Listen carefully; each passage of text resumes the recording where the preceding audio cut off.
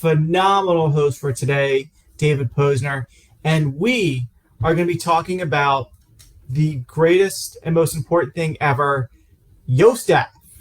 Your staff. So here's what I want you guys to do. That's what I want to make sure we're on set and live.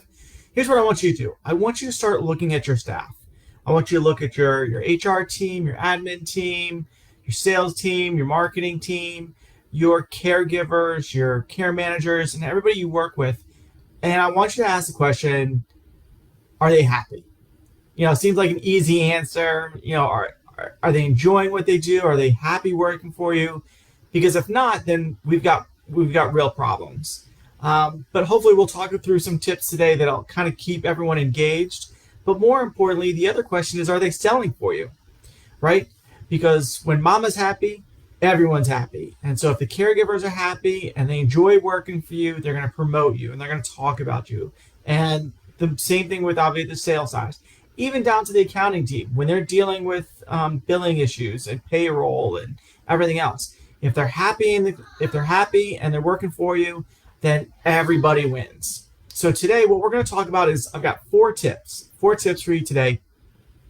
They're going to talk about just retaining, retention, recruiting, and most importantly, having everyone on your team sell for you. So without any further ado, let's get started. So the first thing I want you to think about is your HR team. I know some of you are small, one-man operations, some are 2, 3, and some are super large. But when we talk about HR, we're talking about recruiting. So I want you to start looking at your recruitment team and your HR team. And the goal is that they need to start acting like salespeople, right? It is harder and harder to get people in for any role, regardless if it's caregivers, regardless if it's sales, regardless if it's accounting.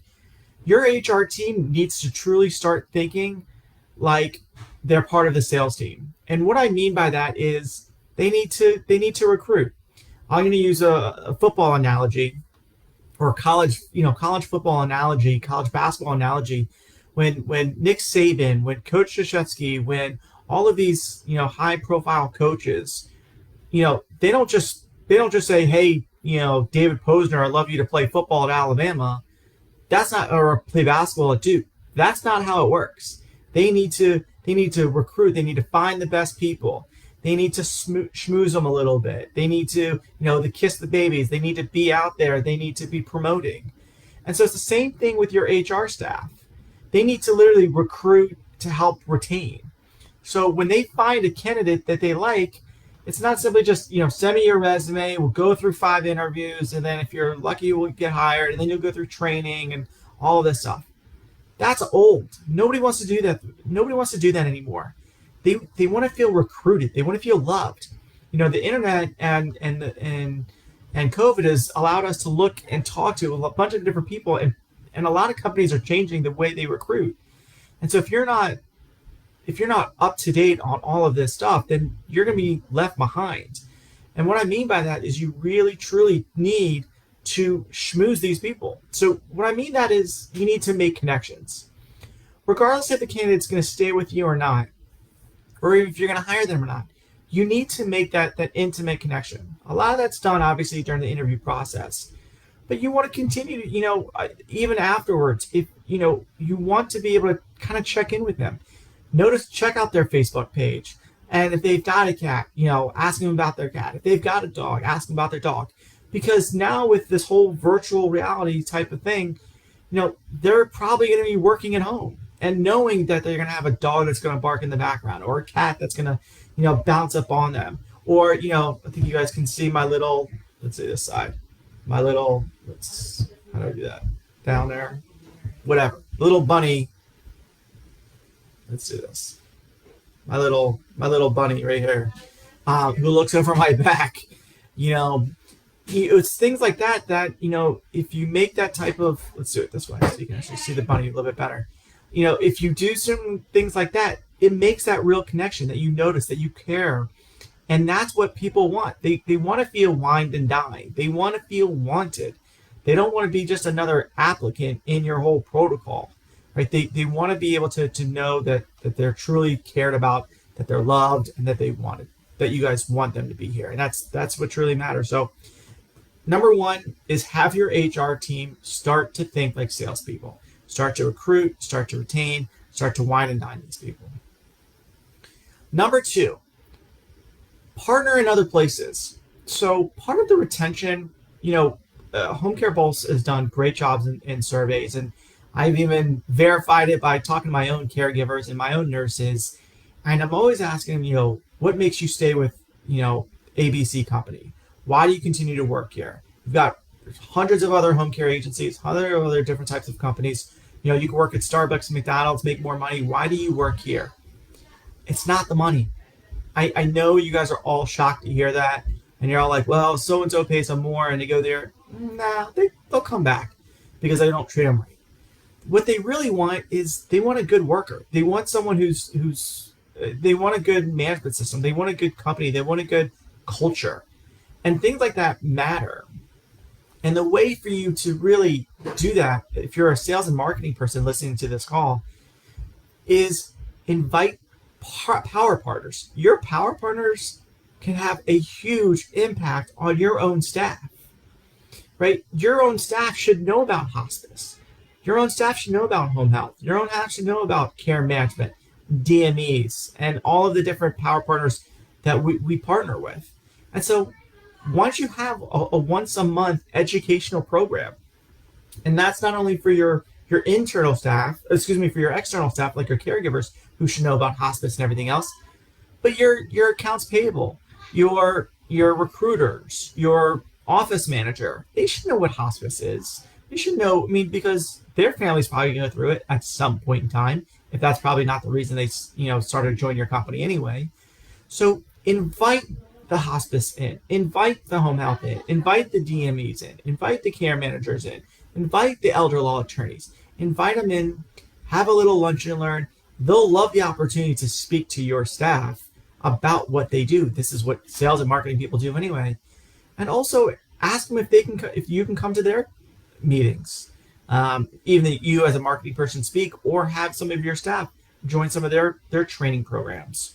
One of the things that we actually did was at the beginning of COVID, we partnered with Capital Caring, one of the largest hospice groups in the DC metro area, and we had them do a training video for us.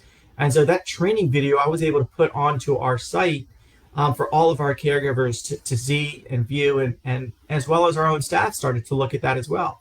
And just basic understanding of what hospice is, and then how to know if someone is ready for hospice, when to call a hospice nurse. All of those things helped not only my caregivers, but also helped my staff better understand who we're partnering with. So when they were doing an intake call, or maybe they were dealing with issues with billing or payroll or something like that, and a family would say, well, mom's really gone downhill quickly.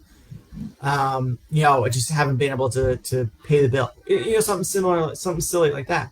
Where your own team would recognize, mom's going downhill quickly. That might be a good hospice patient. But by having your team in there, that was huge. But the other thing this goes back to, which as far as retention, is these caregivers and even your own staff, everybody wants to learn. It's amazing. That's why you're on this video anyway, right? People want to grow. Maybe they might not read, 6 to 10 books a year like, you're supposed to, or whatever it is. But the reason most people love Facebook, most people like, Instagram, TikTok, and all that stuff is they want to see what's going on. They're interested. People are interested in other people. They want to learn. They want to see what's going on. Yes, there's a whole social psychology thing associated with that, but for the most part, people want to learn. And so by bringing in your power partners, yes, it's going to help your caregivers, but it's also going to help your own staff. And by seeing these different types of programs, you're going to be the company that everyone wants to be at. Because when they go to these other companies and they don't offer these educational programs, it's worthless. Look at Google and look at Amazon. Two of the companies, and Apple. Two of the top, 3 of the top 50 companies to work for year in and year out. What do? They actually have monthly educational programs that are actually open to the public. But that's what they do. They've realized that their staff wants to learn. So bring in your power partners, set up monthly webinars and whatever they might do, and help and help your own team members learn. So, number 3, holistic programs. So again, what we're talking about today is just different ways to, again, recruit, retain, and get your own staff talking about you. Because again, when they're happy about who they work for, they're gonna talk about who they work for. Everyone always gets the question as far as, what do you do? The easy answer is, I'm a nurse. The better answer is, I'm a nurse for visiting angels, right at home, home instead, whatever it is. And that's what we're trying to get to today. So when we talk about number 3 is holistic programs, one of the things that you see, I do some side work with Lifetime Fitness, where I'm a basketball referee at their gym, and so I went through their entire training program, and through them, and I know it's Lifetime Fitness, but they offer a wellness program, and in my own company, we offer discounts at gym memberships and stuff like that, and some of the rehabs that I work with offer these holistic programs. Spa days, discount memberships to the Gold's Gym or Lifetime Fitness, wellness yoga programs, childcare has been a big one in the last couple years as far as being able to offer them. So partnering up with KinderCare is one of the big national brands, and so putting together holistic programs into your company is going to make a difference. Because again, what you're doing is you're starting to separate your company from all the other agencies, all the other companies that are out there as far as a place to work.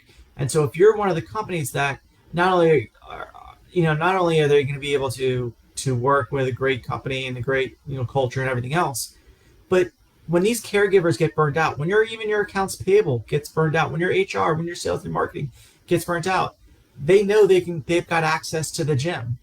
They've got access to yoga programs. They've got access to childcare at discounted rates.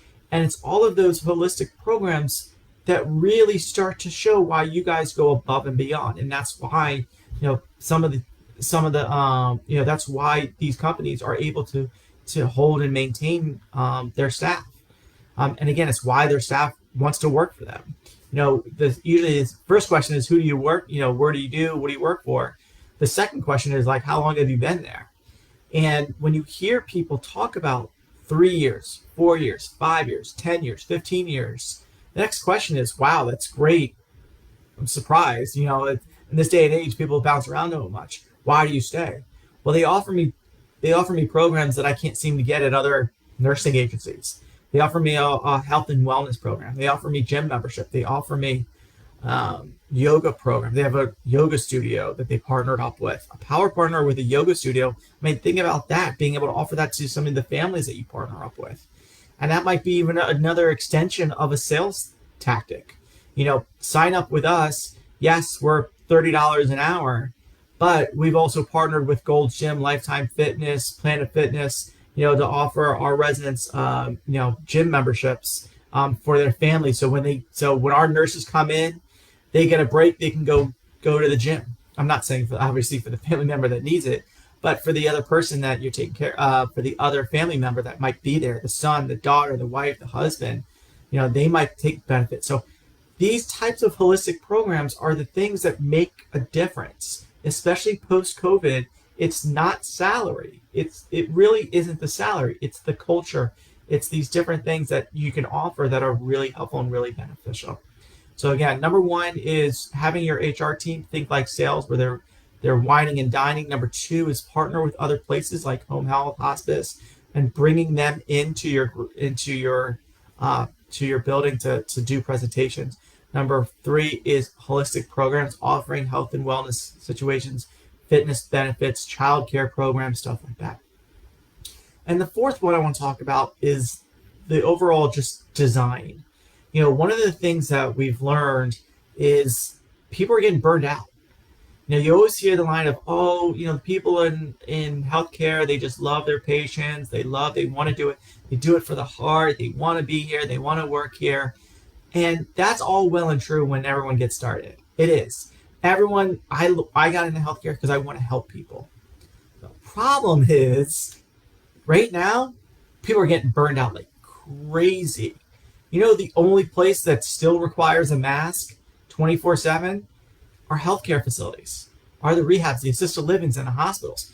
I can go into my local grocery store. I can go to my local Target. I can go to my Foot Locker, shoe store, whatever it is. They don't require a face mask anymore. But my hospitals do, my rehabs do, my assisted livings do. And I'm not saying we shouldn't. That's not my point. My point is that these people are still overworked, underpaid, underappreciated. And so how do we cut the cost? We've done so much to help our residents, our family members that we're working for. But what have we done for our own staff? Again, when I say staff, I'm talking about caregivers, and I'm talking about my own accounts payable, accounts receivables, office managers. So with all of that, what can we do for them? It's all about the design. And what I mean by design is, how do I make things easier for them? Well, one of the things that we actually just did is we partnered with Uber. And so there's, I think it's Uber Healthcare or something like that you can actually do a partnership with that will actually take these healthcare professionals and so even some of your staff on certain occasions to the assignment for discounted rates. So you can have if you've got staff that maybe live a little bit further out, but is willing to travel if they can get a ride because they don't want to pay the $5 gas charges. Partnering with Uber has been a game changer for us. I'll give you a great example.